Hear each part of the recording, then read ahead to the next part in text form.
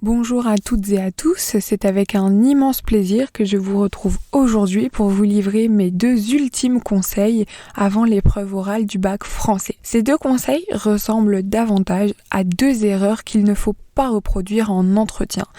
Et de plus, j'ajouterai que ces 2 conseils concernent surtout la partie numéro 2, la deuxième et finale partie de votre entretien. Nous allons nous concentrer sur votre présentation de l'œuvre d'une part, avant d'anticiper et de préparer au mieux d'autre part l'entretien avec le correcteur. Alors, d'une certaine manière, je souhaiterais que l'on puisse reprendre très rapidement, très succinctement les étapes, mais aussi d'une autre manière les enjeux de correction de votre prestation. Pour rappel, l'entretien qui compose la seconde partie de votre oral vous demande dans une première instance de présenter l'œuvre. Vous devez pour cela suivre la méthode de l'entonnoir. Pour cela, il est nécessaire de commencer par présenter l'auteur avant de revenir sur son œuvre, avant de glisser progressivement sur l'œuvre en particulier qui a été choisie par vos soins. Au sein de cette même présentation de l'œuvre, vous allez aussi repérer les enjeux. Quels sont les thèmes abordés dans l'œuvre? Quels sont les enjeux auxquels cette œuvre doit répondre dans une histoire, dans une tradition littéraire globale? Et une fois que vous avez repéré ces enjeux, que vous avez repéré ces thèmes, que vous avez repéré cette particularité de l'œuvre qui fait toute son innovation et qui fait toute la raison pour laquelle vous avez choisi cette œuvre plutôt qu'une autre, je trouve ça bien dommage de vous arrêter là. Je m'explique. Bien souvent, vos introductions manquent d'ouverture. Conseil numéro 1, donc, proposer une ouverture par rapport à son œuvre présentée.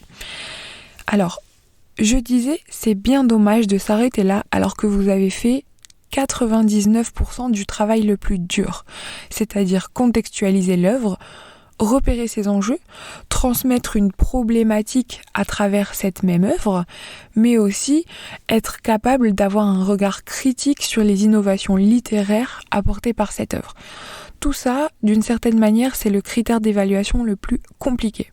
Et une fois que vous avez fait tout ça, je trouve dommage de ne pas relier ça à une autre œuvre, de ne pas pouvoir faire un parallèle. Une ouverture en comparant cette œuvre à une autre œuvre du patrimoine littéraire. Alors que ce soit par une comparaison, que ce soit par une contradiction, que ce soit par une rupture avec une œuvre précédente, je vous demanderai de comparer, de glisser ce lien de filiation entre les 2 œuvres littéraires pour définitivement propulser votre introduction. Pour cela, je vais tenter de vous donner un exemple.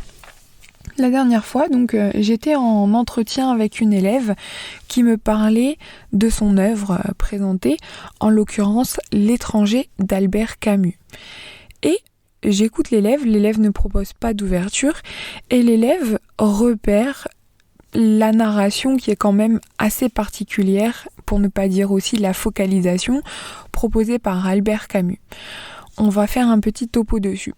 Dans ce roman, le personnage principal, il est quand même assez distant par rapport au cours des événements.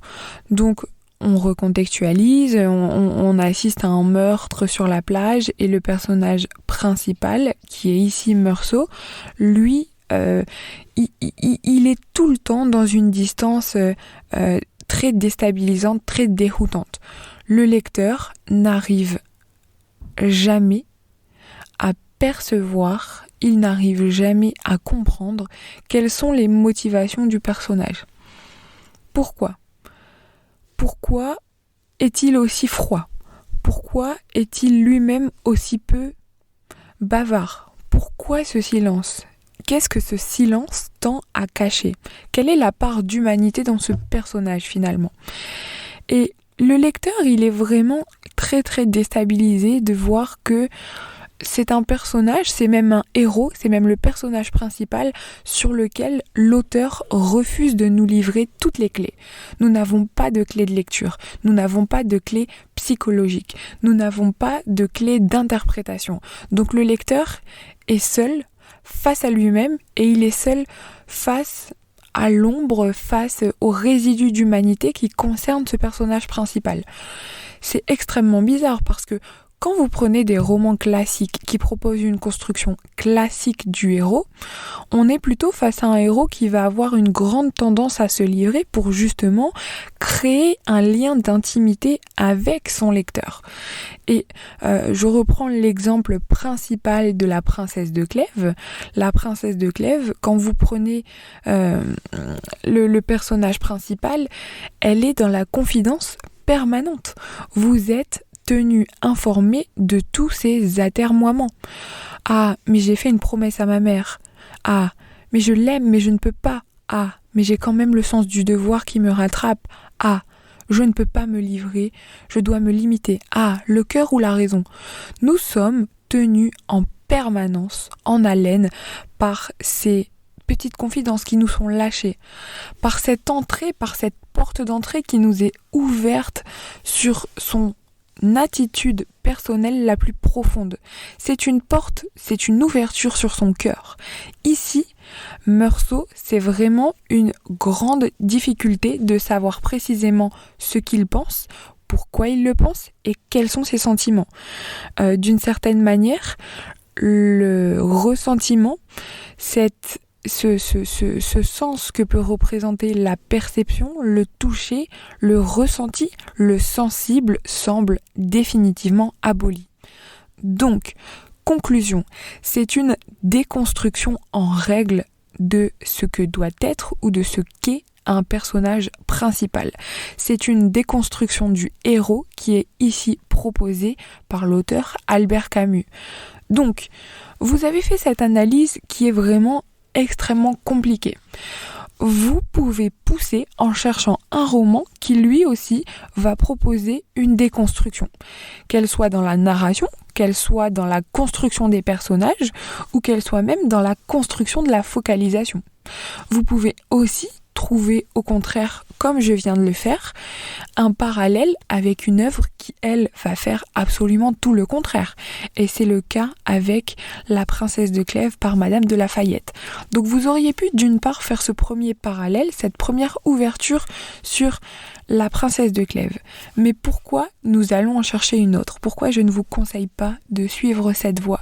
Parce que le correcteur va d'une certaine manière rester un petit peu sur sa faim si vous vous concentrez uniquement sur des œuvres qui restent dans votre programme. Certes, c'est bien, d'une part c'est mieux que rien et ça permet de totalement montrer que vous avez acquis le programme qui est inscrit cette année au bac français. Mais le correcteur, d'une certaine manière, se dit « Ah, bon, j'aurais aimé qu'il ou qu'elle me montre des connaissances qui vont un peu au-delà, qui ouvrent ce programme qui est déjà défini et qu'on a déjà vu en long, en large, en travers pendant la lecture analytique. » Donc, moi, je vais vous proposer dès maintenant une ouverture qui sort du programme. Et cette ouverture, elle est matérialisée par un auteur nommé André Gide avec son œuvre Les faux monnayeurs. Que se passe-t-il ? André Gide écrit au début du siècle, je ne veux pas dire de bêtises, je ne l'ai pas de tête, entre 1906 et 1913 peut-être, un roman nommé Les faux monnayeurs. Et ce roman, il est considéré comme le roman le plus disruptif jusqu'alors. C'est le roman qui va définitivement briser une tradition romanesque et littéraire qui jusqu'alors était extrêmement bien établie par le roman classique. Je vous rappelle, La princesse de Clèves, Madame de La Fayette, c'est un roman classique. Donc, André Gide va proposer une rupture. Et la rupture, elle va se symboliser à travers la déconstruction permanente du roman que André Gide va proposer. André Gide, il écrit des cahiers préparatoires sur le côté de son roman dans lequel il explique chaque étape de son roman. Bon voilà, aujourd'hui nous sommes le 10 février, je me suis attelée au personnage d'Olivier, je le trouve drôle, je le trouve en même temps traditionnel, comment le rendre encore plus marginal. Donc grâce à ces commentaires qui sont proposés en permanence et au jour le jour sur l'auteur, nous connaissons sa pensée et nous sommes en capacité de dire que André Gide recherchait la rupture. Pourquoi rechercher une rupture ? Quand on cherche une rupture, c'est que, au fond, un élément extérieur, un élément qui jusqu'alors était établi, cet élément ne nous convient plus. Et qu'est-ce que André Gide refusait ? André Gide refusait la part inactive du lecteur. André Gide traitait le lecteur de fainéant, à placer entre guillemets. André Gide trouvait que bien trop souvent, le lecteur avait tous les éléments qui lui étaient servis sur un plateau. André Gide va même aller jusqu'à employer cette expression « je refuse un lecteur sur tapis roulant ». Pourquoi la métaphore du tapis roulant ? Cette métaphore, elle est extrêmement intéressante parce que cette métaphore, elle voudrait sous-entendre que le lecteur est placé sur un tapis roulant et qu'il se laisse emmener en permanence d'un point A à un point B sans faire le moindre effort, sans même activer sa marche. Donc, pour reprendre la métaphore de l'activation de la marche, le lecteur n'active pas sa pensée quand il est face à un roman beaucoup trop prolixe, beaucoup trop bavard, beaucoup trop facile. L'enjeu pour André Gide va être de complexifier autant que peut se faire la construction de son roman. Et pour ça, quoi de mieux que la déconstruction des règles classiques du roman ? André Gide va théoriser le roman déconstruit. Et l'un des aspects qui ici s'inscrit particulièrement en faux avec l'œuvre d'André de Albert Camus, c'est la focalisation, les points de vue. André Gide va nous proposer une multiplication de points de vue, une multiplication de personnages qui vont tour à tour être narrateurs et nous livrer des éléments qui manquent à la narration. Donc, en ce sens, on peut faire un parallèle avec Meursault. André Gide ne nous fait apprendre que les sentiments d'un personnage à l'autre, parce que l'autre personnage, 3 chapitres plus loin, va nous raconter la même scène avec X, qui finalement nous renseigne sur les sentiments. Nous n'avons pas les clés de lecture immédiate de la psychologie et des pensées des personnages. Et c'est extrêmement fréquent chez André Gide d'avoir une scène qui est racontée plusieurs fois par plusieurs personnages, avec des angles, des points de vue et des perceptions différentes qui vont compléter une lecture, une psychologie et une interprétation plus globale. Donc, André Gide déconstruit la narration, il déconstruit les clés de lecture, les informations sur les personnages, comme Albert Camus déconstruit son héros, son personnage principal, Meursault.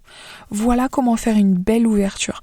Bon, vous la faites en 5 à 10 lignes, en 5 à 10 phrases pour pas que ça ne vous prenne trop de temps. Vous dites de la même manière que Albert Camus propose une déconstruction du personnage à travers une focalisation et à travers une perception très réduite des sentiments propres au personnage principal. André Gide propose lui aussi une déconstruction du roman à travers une déconstruction des points de vue et une déconstruction des personnages qui va se matérialiser à travers une rétention d'informations permanente, à travers un travail de reconstitution qui est donné à faire au lecteur. Et ben, voilà, là vous avez fini votre ouverture. Et ben, Albert Camus lui aussi va donner un travail de reconstruction et un travail d'analyse à faire au lecteur. C'est le lecteur qui en permanence va devoir lire, relire telle page, relire plusieurs fois le paragraphe pour essayer de comprendre à quoi pense ce cher Meursault. Où est sa part d'humanité ? Voilà. Donc, vous appliquez ça et vous verrez, c'est facultatif, ce que je vous dis, donc ne me passez pas la moitié de la présentation là-dessus, ça serait une erreur, mais vous me glissez 5 à 10 phrases, vous cherchez un parallèle.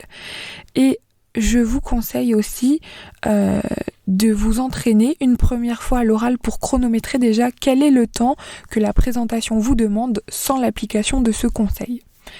Conseil numéro 2, le conseil va concerner ici votre attitude lors de l'entretien. Une fois que cette œuvre est présentée, une fois que le correcteur a pu prendre note de vos éléments, il va y avoir un problème si vous n'êtes pas actif. Pour reprendre la métaphore d'André Gide, vous ne pouvez pas, pendant l'entretien, être inactif, être passif. Attendre la relance du correcteur sur chaque correction. Attendre de développer un peu plus à la prochaine question. Et mettre un billet, comme on dit assez familièrement, sur telle ou telle chance. Non. Vous devez être la locomotive de cet entretien. Vous devez prendre le leadership. Vous devez anticiper les questions. Vous devez, à chaque question posée, élargir au maximum pour proposer une réponse qui va plus loin, pour proposer déjà une vision que vous aurez le temps d'exposer et pour ne pas vous laisser piéger par les questions du correcteur. Moins vous aurez cette attitude, plus vous laissez le champ libre au correcteur qui va se faire un malin plaisir à vous poser des questions parfois qui ne sont pas du tout dans le sujet de la discussion. Donc, je vous donne un exemple. Qu'as-tu pensé du personnage principal ? Il est bien, moi je l'ai aimé à la première lecture, mais à la seconde lecture, je l'ai redécouvert et il m'a un peu moins plu. Point. Vous laissez un blanc. Là, le correcteur va vous dire « Ah, mais vous avez eu une deuxième lecture. Alors faites-moi une comparaison entre les deux lectures maintenant. » C'est à vous, dès votre première réponse, de proposer une comparaison, de proposer 2 points de vue différents si vous évoquez une deuxième lecture. Vous prenez les devants en complétant cette question en disant je l'ai aimé à la première lecture, à la deuxième lecture un peu moins. Oui, parce que j'ai relu le roman à plusieurs reprises et je n'avais pas la même maturité. Au premier abord, j'ai pu apprécier tel élément du roman avant de redécouvrir via une autre lecture tel ou tel élément. Je trouve que ce roman est un peu hermétique à la première lecture, etc. Donc, c'est à vous de compléter en permanence pour proposer un sens de l'initiative. Et ce sens de l'initiative, lui, il sera bien évidemment récompensé parce que vous évitez les questions pièges et vous vous donnez un maximum de chances de réussir. Et j'ai envie de compléter en vous disant quelque chose de tout à fait logique, c'est que bien souvent, vous avez des correcteurs, des examinateurs qui à l'oral vous posent des questions. Parfois, ça peut arriver, je dis pas que c'est la majorité du temps, mais c'est peut-être une minorité, mais ça arrive quand même. Des questions comme « Quelle est ta lecture préférée ? Qu'est-ce que tu as pu lire pendant les vacances ?» Vous pouvez avoir ce genre de questions à la fin de l'entretien parce que le correcteur, il aura passé une journée à auditionner des gens, il sera un peu fatigué et à un moment donné, il n'aura plus d'idées. Et en vous voyant fermé, en vous voyant incapable de vous projeter, de prendre l'initiative, le correcteur va se dire « Je suis à court d'idées, j'ai déjà fait les efforts les plus grands que je pouvais faire, je lui ai déjà posé 5 questions, je n'ai jamais de relance, c'est fatigant, donc maintenant je vais faire des questions bateau. » Et vous-même, vous allez sortir de cet entretien en étant frustré et déçu de ne pas avoir pu porter au maximum l'état de vos connaissances. Vous allez sortir en vous disant « Mais j'avais la passion au cœur et j'ai pas pu la transmettre. Ah, je suis déçue, c'est ça l'entretien alors ? Non. » Donc voilà, je résume, je reprends les 2 conseils. On propose une ouverture en glissant un parallèle soit de rapprochement ou alors de contradiction avec une autre œuvre à la fin de la présentation en quelques phrases. Et dans un dernier temps, vous êtes la locomotive de l'entretien. Vous proposez une attitude active, vous anticipez les questions suivantes, vous développez plus amplement les questions qui vous sont précédemment proposées pour éviter les questions pièges, pour montrer votre sens de l'initiative au correcteur et pour prendre un maximum de plaisir à cet entretien. Voilà, donc je vous remercie tous et toutes pour votre attention. Je vous conseille quand même de lâcher un petit pouce bleu sur la vidéo pour m'encourager, de venir me suivre sur mon compte Instagram et de mettre en commentaire l'œuvre que vous avez choisi de présenter. pour qu'on puisse ensemble, par un jeu de commentaires avec des réponses, voir sur quelle ouverture vous pourriez travailler. Voilà, donc on se retrouve bientôt et puis je vous souhaite un bon courage pour les épreuves.